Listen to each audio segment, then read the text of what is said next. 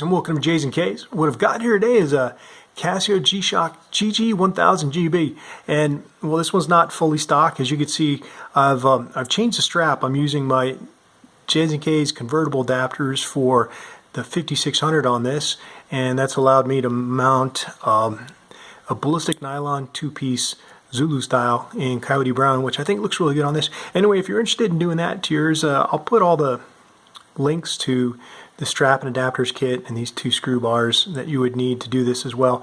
But I think as a two-piece solution, this is really great. Anyway, the purpose of this video is I just wanted to share something of a hands-on with this model, because a buddy of mine had asked me an opinion, because he was thinking about getting one of these analog digitals, twin sensor, and he wasn't sure if he'd go this route with the Mudmaster Master of G, which this GG-1000-GB is a family of, or should he just go with our Aviator, our GA-1000. And so to make a long story short, what I told him was, you know, save your money, go with the GA-1000. And the reason why I said that was not because this is a bad watch. I mean, they've done some extra things to this for the watch with, you know, the O-rings and the sealing in here so that this thing can endure some serious abuse and you don't have to worry about the elements.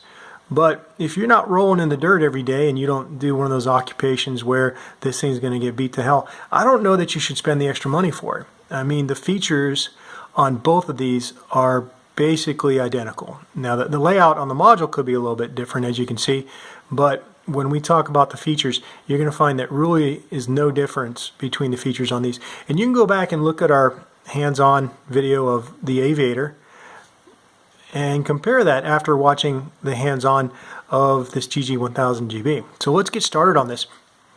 Right now we're in our normal timekeeping mode, and just to take one quick step back, this is a battery operated 200 meter water resist analog digital twin sensor.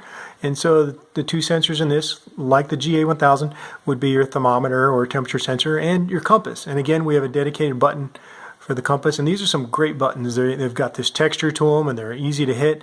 I think a little bit better than your GA-1000. But anyway, so in order to read your temperature, there's not a dedicated button, but when you're in the normal timekeeping mode, which we are, as you can see from your mode dial right here, all you need to do is hit your search button. Okay, when I do that, you can see that the digital display updates with the temp, the word temp, and then my actual temperature reading. And then to exit that, we just hit the search button again. Now, as far as data and information on your normal timekeeping screen, it's very typical. You know, we've got our day of the week and we've got our digital time displayed here, and we can toggle that for our calendar date. And then, well, that's about it. So let's go ahead and move on to the next mode, which would be our world time mode. And this is very typical. We've got our 31 time zones, 48 cities, and we can toggle through them. We can choose them and turn daylight saving on or off, or I could press and hold the adjust button to change an individual time if I wanted to.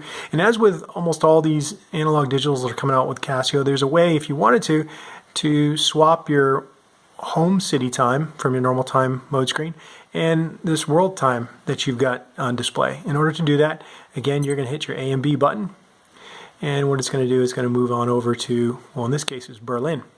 That's what we had set in there. And so your analog hands are making their move, and so you just swapped between the displays of those two times. And let's let this finish, and we'll see where the hands end up. We may have to move them back in case they obscure some of the display screens we're going to want to look at. Okay, moving right along. Well, that's not too bad. So, well, actually I don't want them there. So let's go ahead and go back. So let's let this run its course. Anyway, so we're going back to Denver, and the analog hands are moving. While it's doing that, I'll go ahead and give this thing a roll around so you can kind of see what it's made of. It's a nice watch, don't get me wrong. But if you're a savvy shopper, you can get this Aviator for probably about 150 bucks online here in the States, depending on what color you choose. I don't know about the black, but I've seen some of the other colors for around 150. If you chose to go this route, expect to pay about another 50 or 100 bucks, again, depending on the color and the scheme. So whether that's worth it to you or not, I guess at the end of the video you can make that determination. Anyway, we should be almost where we need to be.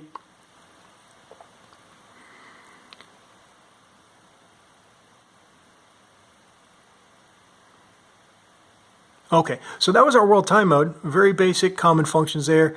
Next mode is your stopwatch mode, and then again, very typical with your split times and your end times and what have you, so we shouldn't spend too much time on this. Next mode is going to be your timer mode, your countdown timer. So you can set a countdown time anywhere from 1 to 60 minutes in 1 minute increments, and there it goes. We've got that lit off. Let's go ahead and reset that. And then the next mode is your alarm mode, and we've got your typical 4 alarms, right? 1, 2, 3, 4, your snooze alarm, and then your hourly chime. And of course, in each one you could turn on or off, and of course you press and hold your adjust button to set that time. But moving through those, I think you've seen all those before. Last but not least, we're back to our normal timekeeping mode.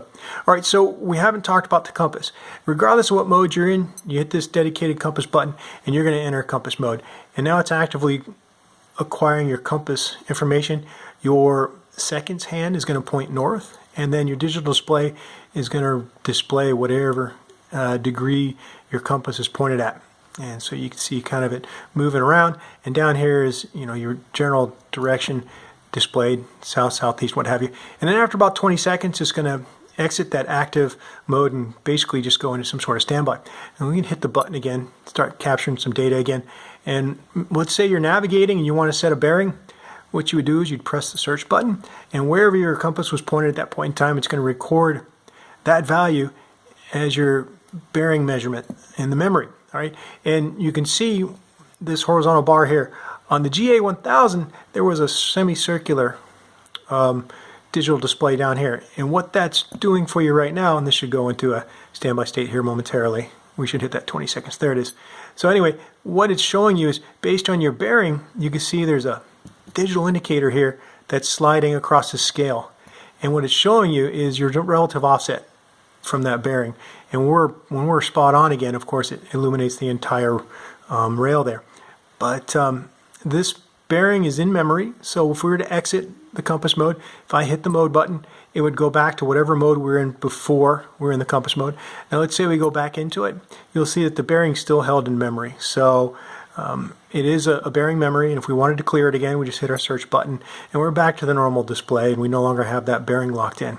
So anyway, that's your compass mode, so let's get out of that. Now, in all these cases, such as the GA-1000 and this, if you're toggling through your modes and you wanted to go back to your time mode, your normal time mode, just hold your mode button down for 2 seconds, and you won't have to spend your time toggling around through here. It'll just go straight to your normal time mode. Now, this watch does have an auto light like the GA-1000 had, and the way you turn that on or off is in your normal timekeeping mode, you would depress and hold your light button for over 3 seconds, and you might have seen the little LT indicator that's down here turn off. So let's go ahead and turn it on. Press and hold it again, and now it's on. And then with the auto light, you'd hold the watch basically parallel to the ground, and if you were to tilt it up 40 degrees, it's going to turn that light on, and that light duration is going to be whatever you set your light duration in your settings to. So let me show you how that looks with something of a dimmer light scenario. Okay, so let's focus in on this. Get it to focus in. There you go. Now let's go ahead. The light is down here at the 6 o'clock position. So if I tilt this up, and there's your auto light. Okay. Tilt it up again. All right. So hopefully that gives you a good look at how that is. We got some lume on the hands as well that would help in your darkened scenarios.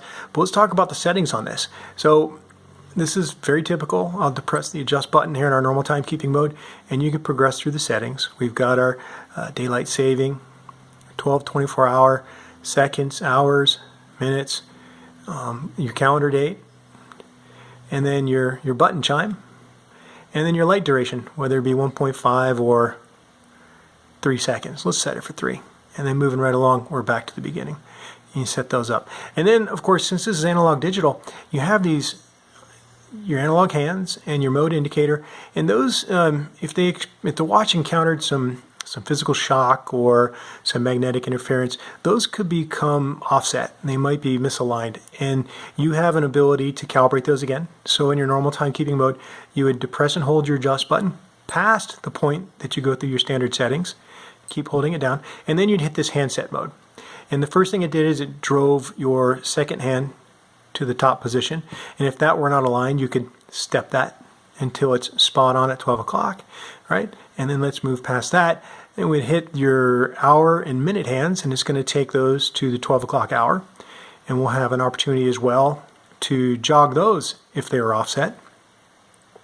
We're almost there. And if those are offset a little bit, you can jog those. And if they're very far offset, you could just send it into this high-speed movement like that, and instead of having to push the button repeatedly so many times. So anyway, you can see me jogging it, and you'd get that spot on, and once it's spot on, you would advance to the next adjustment, which is now your mode indicator. And so we can jog that as we wanted to. And I'm just going to demonstrate this to you. You can see it moving counterclockwise and clockwise. And we can capture that and leave it there. And then finish that adjustment. Now you can see that I took that completely out of its correct position. So let's get back in there and adjust that again. Because when our normal timekeeping mode, that should be pointed downward. So I set that incorrectly off by 180. So let me go ahead and hit that again as soon as the hand stops moving here. In fact, I'll just see if I can force that while the hands are moving. I don't know if I can or not.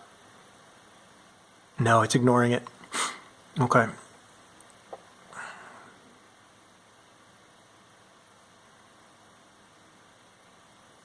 Okay, let's get back in here and restore that mode indicator dial. Okay, here we go. Advance to the third option here. Now I guess I have to wait till the hour and minute hands finish docking at 12.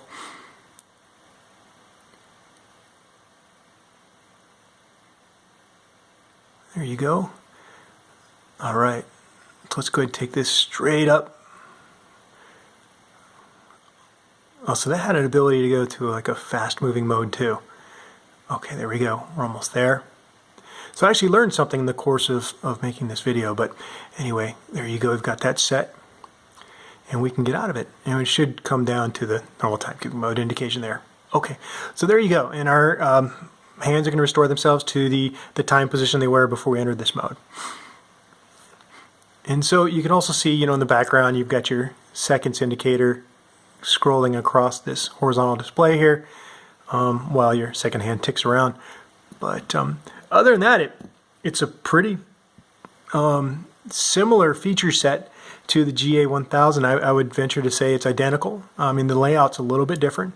And so the idea that I was recommending to my buddy was, you know, it really depends on what sort of environment you're going to use this in. But if you're not going to go in the sort of occupational environment where you need all the extra seals and robust nature that this is designed for, save yourself 50 or 100 bucks and go with the Aviator. Anyway, I'd like to hear you guys' comments, your opinions on that, but hopefully this helps you to compare these two great analog digital options from Casio. So any comments, post them up. Thanks a lot, guys.